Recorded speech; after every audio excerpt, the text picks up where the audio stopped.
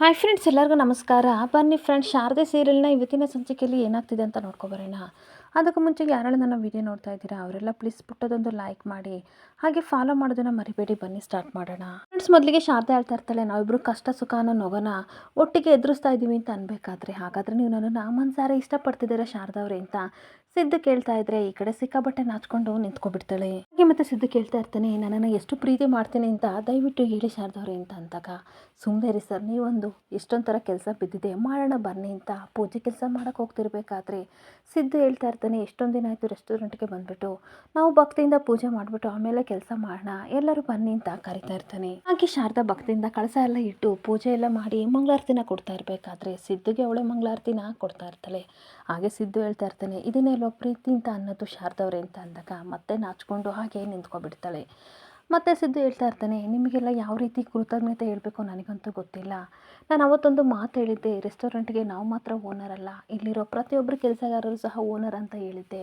ಅದನ್ನು ಚಾಚು ತಪ್ಪದೆ ನೀವು ಮಾಡಿದ್ದೀರಾ, ನನಗಂತೂ ಸಿಕ್ಕಾಬಟ್ಟೆ ಖುಷಿ ಆಯಿತು. ನಿಮಗೆ ಎಷ್ಟು ಕೃತಜ್ಞತೆ ಹೇಳಿದ್ರು ಸಾಲದು ಅಂತ ಕೆಲಸಗಾರರಿಗೆ ಹೇಳ್ತಿರ್ಬೇಕಾದ್ರೆ ಎಲ್ಲರೂ ಹೇಳ್ತಾ ಇರ್ತಾರೆ, ಸರ್ ಯಾವತ್ತೂ ನೀವು ನಮ್ಮನ್ನು ವರ್ಕರ್ಸ್ ಥರ ನೋಡಿಲ್ಲ ಅಂದಮೇಲೆ ನಾವು ಹೇಗೆ ಸರ್ ಆ ರೀತಿ ನೋಡೋಕ್ಕಾಗುತ್ತೆ. ನೀವು ಎಷ್ಟೇ ತೊಂದರೆ ಅಂತ ಪ್ರಾಬ್ಲಮ್ ಅಂತ ಹೋದರೂ ಸಹ ನಾವು ಚಾಚು ತಪ್ಪದೆ ನಮ್ಮ ಡ್ಯೂಟಿನ ನಾವು ಮಾಡಿದ್ದೀವಿ ಅಂತ ಅನ್ಬೇಕಾದ್ರೆ ತುಂಬ ಥ್ಯಾಂಕ್ಸ್, ನನಗಂತೂ ತುಂಬ ಖುಷಿ ಆಗ್ತಿದೆ. ಈ ಮಟ್ಟಕ್ಕಾದರೂ ರೆಸ್ಟೋರೆಂಟ್ ಬಂತಲ್ಲ, ಇನ್ಮೇಲೆ ನಾವು ಸರಿಪಡಿಸೋಣ ಅಂತ ಹೇಳ್ತಾ ಇರ್ತಾನೆ. ಹಾಗೆ ಸಿದ್ದು ಹೇಳ್ತಾ ಇರ್ತಾನೆ, ಇನ್ಮೇಲೆ ನಾನು ಶಾರದವರು ಇಲ್ಲೇ ಇರ್ತೀವಲ್ವಾ, ಅದನ್ನೆಲ್ಲ ನೋಡ್ಕೋತೀವಿ, ನಿಮಗೆ ಅಷ್ಟು ತೊಂದರೆ ಕೊಡೋಲ್ಲ ಅಂತ ಅಂದಾಗ, ಸರಿ ಸರ್, ನಮ್ಮ ಕೈಲಿ ಎಷ್ಟು ಸಹಾಯ ಮಾಡೋಕ್ಕಾಗುತ್ತೋ ಅಷ್ಟು ಮಾಡ್ತೀನಿ ಅಂತ ವರ್ಕರ್ಸ್ ಹೇಳ್ತಿರ್ಬೇಕಾದ್ರೆ, ಅರುಣ್ ಎಲ್ಲಿಂದ ಸಿದ್ದು ಕೇಳ್ತಿರ್ಬೇಕಾದ್ರೆ, ಒಳಗಡೆ ಏನು ಕೆಲಸ ಮಾಡ್ತಾ ಇದ್ದಾರೆ ಅಂತ ಅನಿಸುತ್ತೆ ಅಂತ ಅಂದಾಗ ವರುಣ್ ನೋಡೋಕ್ಕೆ ಅಂತ ಸಿದ್ದು ಒಳಗಡೆ ಬರ್ತಾ ಇದ್ದರೆ, ಇನ್ನೊಂದು ಕಡೆ ವರುಣ್ ಜ್ಯೋತಿಕನ ಜೊತೆ ಮಾತಾಡ್ತಾ ಇರ್ತಾನೆ. ನಾನು ಎಷ್ಟೊತ್ತಿಂದ ಕಾಲ್ ಮಾಡ್ತಿದ್ದೀನಿ, ಪಿಕ್ ಮಾಡೋಕ್ಕೆ ಏನು ನಿನಗೆ ಪ್ರಾಬ್ಲಮ್ ಅಂತ ಬೈತಿರ್ಬೇಕಾದ್ರೆ, ಏನೋ ಒಂದು ಪ್ಲ್ಯಾನ್ ಹೇಳಿದಾಗ ವರುಣ್ ಕಟ್ ಮಾಡಿಟ್ಬಿಡ್ತಾನೆ. ಇನ್ನೊಂದು ಕಡೆ ಜ್ಯೋತಿಕಾ, ಇಷ್ಟು ದಿನದಿಂದ ನನ್ನನ್ನು ಸತಾಯಿಸಿದ್ದೆ ಶಾರದಾ, ಇವತ್ತು ನೋಡು ನಿನಗೆ ಸರಿಯಾಗಿ ಪಾಠ ಕಲಿಸ್ತೀನಿ ಅಂತ ಖುಷಿ ಪಡ್ತಾ ಇರ್ತಾಳೆ. ಹಾಗೆ ಇನ್ನೊಂದು ಕಡೆ ಅರುಣ್ ಜ್ಯೋತಿಕಾ ಹೇಳ್ದ ಹಾಗೆ ಗ್ಯಾಸ್ನ ಲೀಕ್ ಮಾಡ್ತಾ ಇರ್ತಾನೆ. ಗ್ಯಾಸ್ ಪೈಪ್ನ ಕುಯ್ದು ಎಲ್ಲ ಕಡೆ ಬಿಡ್ತಿರ್ಬೇಕಾದ್ರೆ ಈ ಕಡೆ ಜ್ಯೋತಿಕಾ, ನೋಡ್ತಾ ಇರೋ ನಿನಗೆ ಯಾವ ಗತಿ ಬರುತ್ತೆ ಶಾರದಾ ಅನ್ನೋಳೊಬ್ಳು ಇದ್ಲು ಅನ್ನೋದೇ ಗೊತ್ತಾಗಬಾರ್ದು ಈ ಪ್ರಪಂಚಕ್ಕೆ, ಆ ರೀತಿ ಮಾಡ್ತೀನಿ ಅಂತ ಖುಷಿ ಪಡ್ತಾ ಇರ್ತಾಳೆ. ಇನ್ನೊಂದು ಕಡೆ ಗ್ಯಾಸ್ ಎಲ್ಲ ಕುಯ್ದುಬಿಟ್ಟು ಹೋಗ್ತಾ ಇರಬೇಕಾದ್ರೆ ಎಲ್ಲ ಕಡೆ ಗ್ಯಾಸು ಸಿಕ್ಕಾಪಟ್ಟೆ ಸ್ಮೆಲ್ ಬರ್ತಾ ಇರುತ್ತೆ. ಮತ್ತೇನೋ ಕೆಲಸ ಮಾಡೋಕ್ಕೆ ಅಂತ ಹೋಗ್ತಿರ್ಬೇಕಾದ್ರೆ ಅರುಣ್ ಒಂದು ನಿಮಿಷ ಬಾ ಅಂತ ಸಿದ್ದು ಕರಿತಾ ಇರ್ತಾನೆ. ಗಾಬರಿಯಿಂದ ಅರುಣ್ ಹೋಗಿ ನಿಂತ್ಕೊಂಡ್ಮೇಲೆ, ಏನಕ್ಕೆ ಗಾಬರಿ ಆಗಿದೆ ಅಂತ ಅನ್ಬೇಕಾದ್ರೆ, ಏನಿಲ್ಲ ಸರ್, ಒಂದು ಪಾರ್ಸಲ್ನ ಡೆಲಿವರಿ ಕೊಡಬೇಕಿತ್ತು, ಅದ್ರ ಬಗ್ಗೆ ನಾನು ಫೋಕಸ್ ಮಾಡ್ತಿದ್ದೆ ಅಂತ ಹೇಳ್ಬೇಕಾದ್ರೆ, ನಿಮ್ಮ ಡೆಡಿಕೇಟ್ಗೆ ನಾನು ಯಾವಾಗಲೂ ಸಹ ಚಿರಋಣಿ ಆಗಿರ್ತೀನಿ, ನಿಮ್ಮಿಂದಲೇ ಈ ಮಟ್ಟಕ್ಕೆ ರೆಸ್ಟೋರೆಂಟ್ ಬಂದಿದ್ದು ಅಂತ ಸಿದ್ದು ಹೇಳ್ತಾ ಇದ್ರೆ, ಇನ್ನೊಂದು ಕಡೆ ಗ್ಯಾಸ್ ಲೀಕ್ ಆಗಿ ಅಡುಗೆ ಮನೆಯಲ್ಲೆಲ್ಲ ಗ್ಯಾಸ್ ಸ್ಮೆಲ್ ಬರ್ತಾ ಇರುತ್ತೆ. ಹಾಗೆ ಸಿದ್ದು, ನಿಮ್ಮ ಕೆಲಸ ನೋಡ್ಕೊ ಹೋಗಿ ಅಂತ ಅಂದಾಗ ಎಲ್ಲರೂ ಕೆಲಸ ಮಾಡ್ತಿರ್ಬೇಕಾದ್ರೆ ಸಿದ್ದು ಇವತ್ತಿನ ಮೆನು ಏನು ಅಂತ ಬರೆಯೋಣ ಅಂತ ಬೋರ್ಡ್ ಮೇಲೆ ಹೋಗ್ತಾ ಇರ್ತಾನೆ. ಹಾಗೆ ಬೋರ್ಡ್ ಹತ್ರ ನಿಂತ್ಕೊಂಡು ಇವತ್ತಿನ ಸ್ಪೆಷಲ್ಲು ತಿಂಡಿ ಏನಿರ್ಬೋದು ಬರೆಯೋಣ ಅಂತ ಯೋಚನೆ ಮಾಡ್ತಿರ್ಬೇಕಾದ್ರೆ, ನಾನು ಬರೆಯೋದು ಬೇಡ ಶಾರದವ್ರ ಕೈಲಿ ಬರ್ಸೋಣ ಅಂತ ಯೋಚನೆ ಮಾಡ್ತಿರ್ಬೇಕಾದ್ರೆ ಶಾರದಾ ಎಲ್ಲ ಟೇಬಲ್ನ ಸಹ ಸ್ವಲ್ಪ ಡೆಕೋರೇಟ್ ಮಾಡಿಸ್ತಾ ಇರ್ತಾಳೆ. ಹಾಗೆ ಸಿದ್ದು ಹೇಳ್ತಾ ಇರ್ತಾನೆ, ನಿಮಗೆ ಈ ಥರ ಚಿಕ್ಕ ಚಿಕ್ಕ ಸೂಕ್ಷ್ಮಗಳೆಲ್ಲ ಹೇಗೆ ಅರ್ಥ ಆಗುತ್ತೆ, ನನಗೆ ನೋಡಿ ಅರ್ಥ ಆಗಲ್ಲ ಅಂತ ಅಂದಾಗ, ನಾವು ಈ ರೀತಿ ಮಾಡೋದ್ರಿಂದ ಎಷ್ಟೋ ಜನಗಳಿಗೆ ಅಟ್ರಾಕ್ಟಿವ್ ಆಗುತ್ತೆ ಸರ್ ಅಂತ ಅನ್ಬೇಕಾದ್ರೆ, ಸ್ವಲ್ಪ ಟಿಶ್ಯೂ ಪೇಪರ್ ಇಡಿ ಅಂತ ವರ್ಕರ್ಸ್ ಹೇಳ್ತಾ ಇರ್ತಾಳೆ. ಖಾಲಿಯಾಗಿದೆ ಮೇಡಮ್ ಅನ್ಬೇಕಾದ್ರೆ, ಸರಿ ನೀವು ಹೋಗಿ ತೊಗೊಬನ್ನಿ ಅಂತ ಕಳಿಸ್ತಾ ಇರ್ತಾಳೆ. ನೋಡಿ ಸರ್, ಯಾರೇ ಕಸ್ಟಮರ್ ಒಳಗಡೆ ಬಂದರೂ ಸಹ ನಾವಾಗಲೇ ನಮ್ಮ ತಿಂಡಿ ಆಗಲಿ ಅವರಿಗೆ ಮೇನ್ ಬೇಕಾಗಿಲ್ಲ, ಮೇನ್ ಬೇಕಾಗಿರೋದೇ ನೀರು ಕುಡಿದ ತಕ್ಷಣ ಹೊಟ್ಟೆ ತಂಪಾಗುತ್ತೆ ಹಂಗಂತ ಜಾಸ್ತಿ ಆರ್ಡ್ರ್ ಮಾಡ್ತಾರೆ ಅಂತ ಅಲ್ಲ ಸರ್, ಈ ಹೋಟೆಲು ಅವ್ರ ಬಾಯಾರಿಕೆ ನಾನು ನೀಗಿಸಿದೆ ಅಂತ ಖುಷಿ ಪಡ್ತಾರೆ, ಅದಕ್ಕೋಸ್ಕರ ನಾನು ಈ ರೀತಿ ಮಾಡ್ತಿದ್ದೀನಿ ಅಂತ ಹೇಳ್ತಾ ಇದ್ರೆ ಸಿದ್ದುಗೆ ಸಿಕ್ಕಾಪಟ್ಟೆ ಖುಷಿ ಆಗ್ತಾ ಇರುತ್ತೆ. ಹಾಗೆ ಮತ್ತೆ ಶಾರದಾ ಹೇಳ್ತಿರ್ತಾಳೆ, ಅಲ್ಲ ನೀವೇನಕ್ಕೆ ಇಲ್ಲಿ ನಿಂತಿದ್ದೀರಾ, ನಾನು ನೋಡ್ಕೊಳ್ಳೋಕ್ಕೆ ನಿಂತಿದ್ದೀರಾ, ನೋಡ್ಕೊಂಡು ಹೀಗೆ ನಿಂತ್ಕೊಬಿಡ್ತೀರಾ ಅಂತ ಅನ್ಬೇಕಾದ್ರೆ, ಹೌದು ಮತ್ತೆ ಅಂತ ಸಿದ್ದು ಹಾಗೆ ಒಂದು ಹೆಜ್ಜೆ ಮುಂದೆ ಬರ್ತಾ ಇದ್ರೆ ಶಾರದಾ ಬೇಡ ಬೇಡ ಅಂತ ಹೋಗಿ ಸಡನ್ನಾಗಿ ಸೋಫಾ ಮೇಲೆ ಕೂತ್ಕೊಬಿಡ್ತಾಳೆ.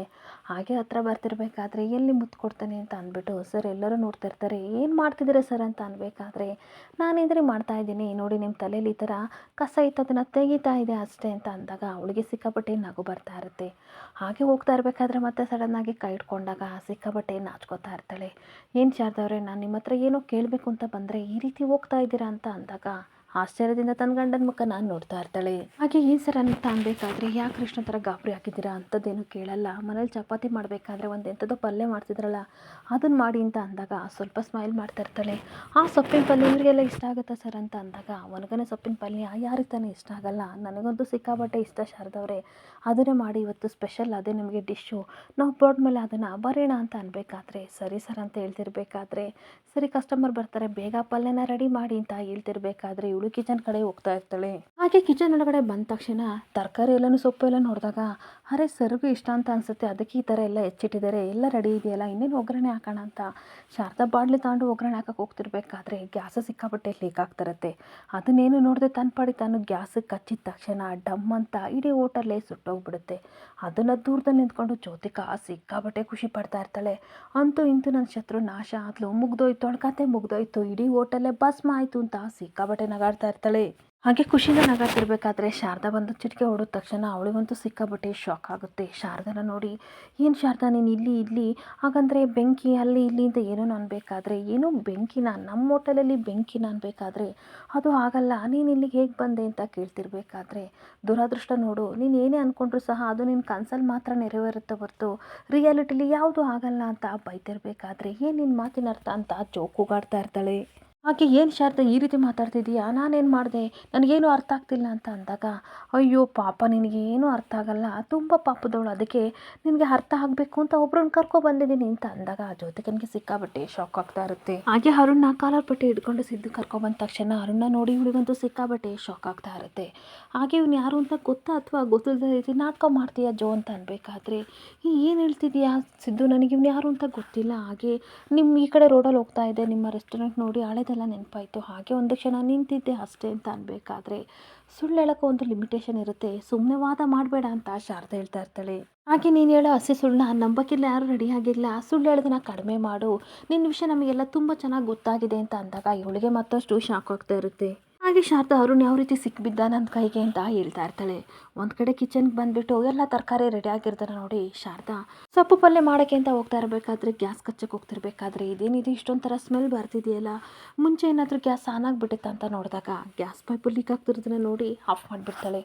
ಅಲ್ಲ ಇದೇನಿದೆ ಈ ರೀತಿ ಕಟ್ಟಾಗಿದೆಯಲ್ಲ, ಯಾರಾದರೂ ಬೇಕು ಅಂತ ಇಂಟೆನ್ಷನಲ್ಲಿ ಗ್ಯಾಸ್ನ ಕಟ್ ಮಾಡಿದಾರ ಪೈಪ ಅಂತ ಅಂದ್ಬಿಟ್ಟು ಸುತ್ತಲಕ್ಕೂ ನೋಡ್ತಾ ಇದ್ದರೆ ಅರುಣ್ ಮಾತ್ರ ದೂರ ಹೋಗಿ ನಿಂತ್ಕೊಂಡು ಖಂಡಿತ ಈ ಹೋಟೆಲ್ ಸುಟ್ಟೋಗುತ್ತೆ ಅಂತ ನೋಡ್ತಾ ಇರ್ತಾನೆ. ಅದನ್ನು ಗಮನಿಸಿ ಶಾರದಾ ಹಿಂದೆ ಬಂದು ನಿಂತ್ಕೊಂಡಾಗ, ಟೈಮ್ ಆಯ್ತಲ್ಲ ಇನ್ನೂ ಭಸ್ಮ ಆಗಲಿಲ್ವಲ್ಲ ಈ ಹೋಟೆಲ್ ಅಂತ ಅನ್ಬೇಕಾದ್ರೆ ಅರುಣ್ ಅಂತ ಕೂಗಿದ ತಕ್ಷಣ ಅವನಿಗೆ ಸಿಕ್ಕಾಬಟ್ಟೆ ಶಾಕ್ ಆಗ್ತಾ ಇರುತ್ತೆ. ಹಾಗೆ ಇಲ್ಲೇನಕ್ಕೆ ನಿಂತ್ಕೊಂಡು ನೋಡ್ತಿದ್ಯಾ ಅಂತ ಓಡೋಗ್ತಿರ್ಬೇಕಾದ್ರೆ ಸಡನ್ ಆಗಿ ಈ ಕಡೆ ಶಾರದಾ ಅವ್ನ ಕೈ ಹಿಡ್ಕೊಂಡು ಕೇಳ್ತಾ ಇರ್ತಾಳೆ, ಏನಕ್ಕೆ ಎದ್ರುಕೊಂಡಿದ್ದೀಯಾ, ಅಷ್ಟಕ್ಕೂ ಏನಕ್ಕೆ ನಿಂತಿದ್ಯಾ, ನೀನೇನಾದರೂ ಗ್ಯಾಸ್ ಪೈಪ್ನ ಕಟ್ ಮಾಡಿದೀಯಾ, ಅದಕ್ಕೆ ಎದ್ರುಕೊಂಡು ನಿಂತಿದ್ಯಾ ಅಲ್ವಾ ಅಂತ ಅಂದಾಗ ಮತ್ತಷ್ಟು ಶಾಕ್ ಆಗಿ ಅರುಣ್ ಶಾರದಾ ಮುಖನ ನೋಡ್ತಿರ್ಬೇಕಾದ್ರೆ ಸಿದ್ದು ಬರ್ತಾನೆ. ಏನಾಯ್ತು ಶಾರದವ್ರೆ, ನೀವಿಬ್ರು ಇಲ್ಲಿ ನಿಂತ್ಕೊಂಡು ಏನು ಮಾಡ್ತಿದ್ದೀರಾ, ಆ ಒಳಗಡೆ ಕೆಲಸ ಇದೆ ಅಲ್ವಾ ಅಂತ ಅನ್ಬೇಕಾದ್ರೆ, ಸರ್ ನಾನು ಪಲ್ಯ ಮಾಡೋಣ ಅಂತ ಗ್ಯಾಸ್ ಕಚ್ಚೋಣ ಅಂತ ಹೋದೆ, ಗ್ಯಾಸ್ ಸಿಕ್ಕಾಬಟ್ಟೆ ಲೀಕ್ ಆಗ್ತಿತ್ತು, ನೋಡಿದರೆ ಆ ಕೆಲಸ ಮಾಡಿರೋದು ಇವನೇ ಅಂತ ಅಂದಾಗ ಸಿದ್ದುಗೆ ಸಿಕ್ಕಾಬಟ್ಟೆ ಶಾಕ್ ಆಗ್ತಾ ಇರುತ್ತೆ. ಹೀಗೆ ಸಿದ್ದು ಹೇಳ್ತಾ ಇರ್ತಾನೆ, ತಪ್ಪಿಸ್ಕೊಂಡು ಓಡಾಕ್ತಿದ್ದಾನೆ ಅಂತಂದರೆ ಪಕ್ಕ ಇವನೇ ಕಳ್ಳ ಇರ್ಬೋದು ಅಂತ ಅವ್ನು ಕಾಲರ್ ಪಟ್ಟು ಹಿಡ್ಕೊಂಡು ಹೊಡೆಯೋಕ್ಕೆ ಅಂತ ಹೋಗ್ತಿರ್ಬೇಕಾದ್ರೆ, ಪ್ಲೀಸ್ ಸರ್ ನನ್ನ ಕ್ಷಮಿಸಿ ಅಂತ ಕಾಲು ಹಿಡ್ಕೊತಾ ಇರ್ತಾನೆ.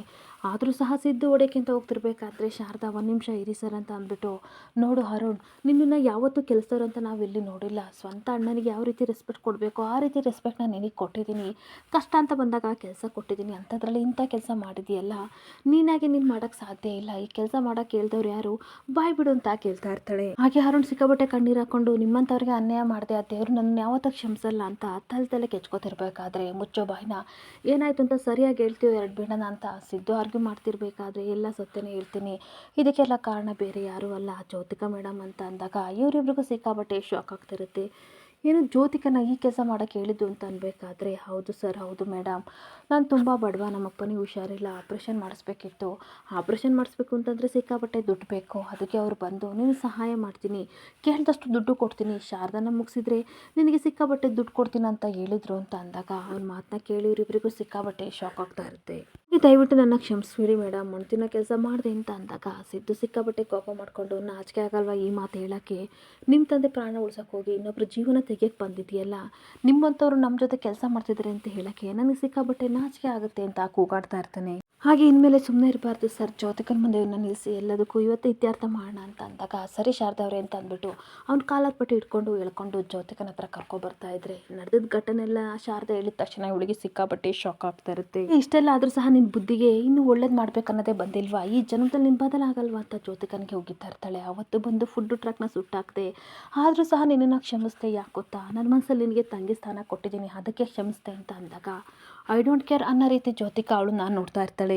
ಅಕ್ಕನಾಗಿ ನೀನು ತಿದ್ಕೋತೀಯ ಅಂತ ಒಂದು ಅವಕಾಶ ಕೊಟ್ಟೆ. ಆದರೆ ಅದೇನೋ ಹೇಳ್ತಾರಲ್ಲ, ಹುಟ್ಟುಗುಣ ಸುಟ್ಟರೂ ಹೋಗಲ್ಲ ಅಂತ ಹೇಳ್ತಾರಲ್ಲ, ಆ ಜಾತಿ ಸೇರಿದವಳು ನೀನು ಅಂತ ಬೈತಿರ್ಬೇಕಾದ್ರೆ ಸಿದ್ಧನೇ ಹೇಳ್ತಾ ಇರ್ತಾನೆ, ಇವಳು ಎಂತಳು ಅಂತ ನಾನು ಅವತ್ತೇ ಹೇಳಿದೆ, ಆದರೆ ಒಂದು ಅವಕಾಶ ಕೊಡೋಣ ಅಂತ ಬಂದ್ರಲ್ಲ, ನೋಡಿ ನಮ್ಮನ್ನೇ ಸಾಯ್ಸಕ್ಕೆ ಬಂದಾಳೆ ಅಂತ ಅಂದಾಗ ಜ್ಯೋತಿಕಾ ಸಿಕ್ಕಾಪಟ್ಟೆ ಕೋಪ ಮಾಡಿಕೊಂಡು ಮುಚ್ಚ್ರಿ ಬಾಯ್ನ, ನಿಮ್ಮಿಬ್ಬರಿಂದ ಉಪದೇಶ ಕೇಳೋದರ್ದು ನನಗೆ ಬಂದಿಲ್ಲ ಅಂತ ಕೂಗಾಡ್ತಾ ಇರ್ತಾಳೆ.